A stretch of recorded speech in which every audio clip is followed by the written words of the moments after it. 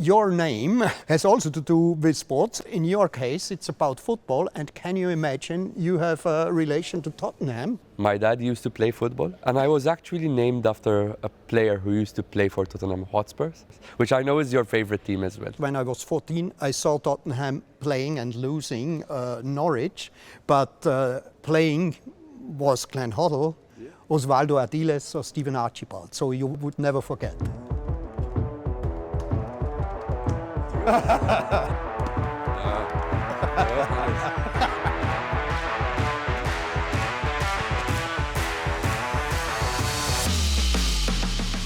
High Commissioner, we know each other quite well. We have been out for a football match in Austria together, and we visited an academy for ice hockey and football. So I know how compassionate you are for sports, which is in your portfolio.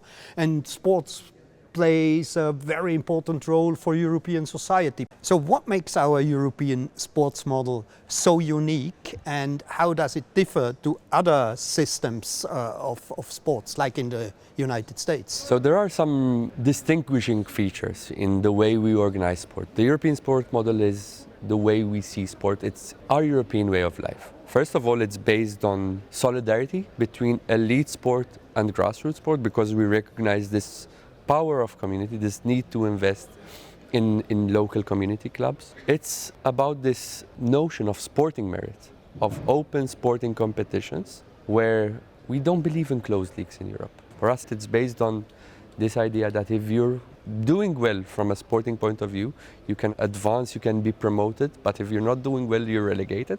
This is the way we organize sport. But it's also based on volunteers, which are crucial in the way our sporting system is organized. They provide invaluable contribution.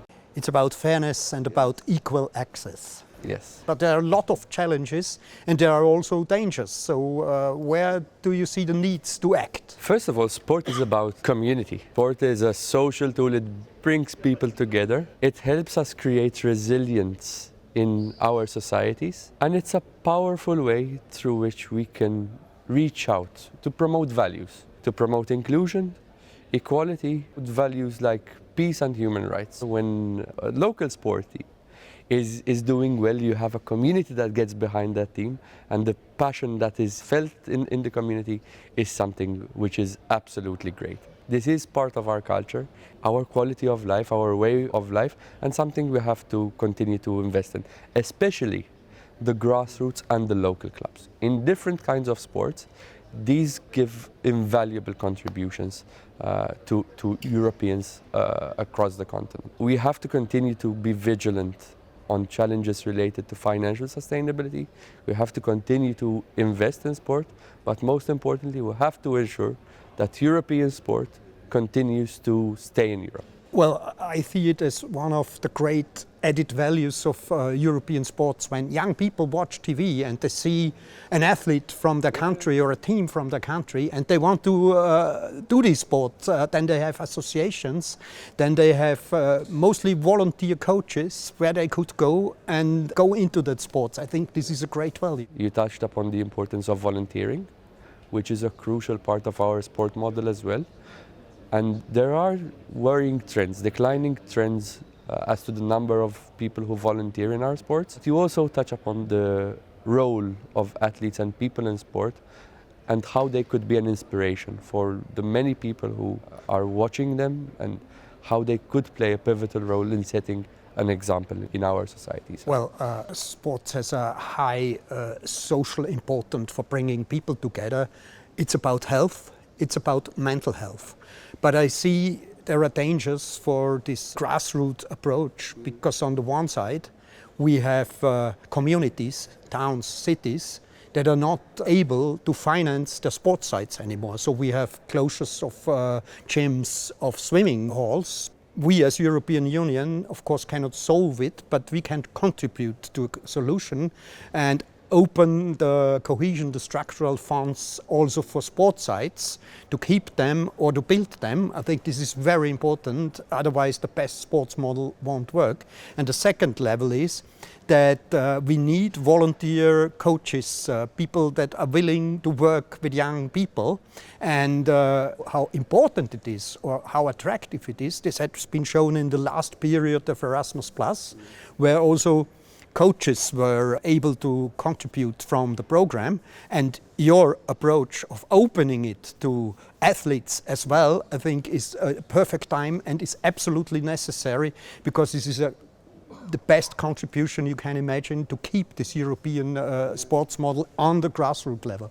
In fact, now we tabled the proposal for the new Erasmus Plus, for the new programming period, for the new cycle of the MFF, which includes a strengthened budget, so more resources that would allow us to make further investments in sport, but also a proposal that includes the possibility to finance athlete mobility for the first time, complementing what we do with coaching mobility. But I completely agree, Hannes, with what you say, that sport has to be seen as a crucial part of health policy. Estimates show that half of Europeans don't meet the recommended levels of physical activity by the World Health Organization, leading to cardiovascular problems, risks of mental illnesses. And sport could there be a very strong tool as a prevention, but also to treat these illnesses. It could be cost effective, but also very efficient from a health point of view. So investment in sports is an investment in society. But our sports model, our associations, our teams are also attracting investors from a side which we won't be able to welcome, because this takes about money from the grassroots system. So what is your approach on games, matches, tournaments outside the European associations? One domestic league game being played outside of Europe is one game too many. I think this is a huge issue. It's a symptom of a much wider problem, in my opinion. It's clear that European sport belongs in Europe. The only motivation why there is this proposal for these matches to be played outside Europe is profit. And to many Europeans, not just to me, sport is about this community feelings, and it's much more than a competition. So taking these games away from fans, many kilometers away from Europe, I think it's not the kind of innovation that we want to see in sport.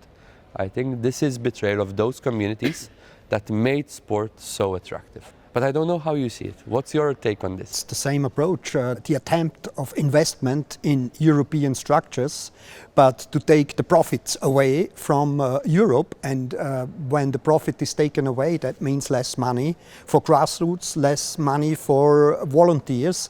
And this is money that we need for health, for our young people. On the one side, it's about money. It's an economic success in Europe, and high contribution to the GDP. And there are many people working, many jobs created, but it's also about being together and bringing people together. Is about fan culture, it's European values, and we have to keep it in our society and in our countries. One thing that is also now a very important topic is this discussion on women's sport. We've seen now women's sports become much more popular. It's a pretty good sight to see full stadiums supporting women in big sporting competitions.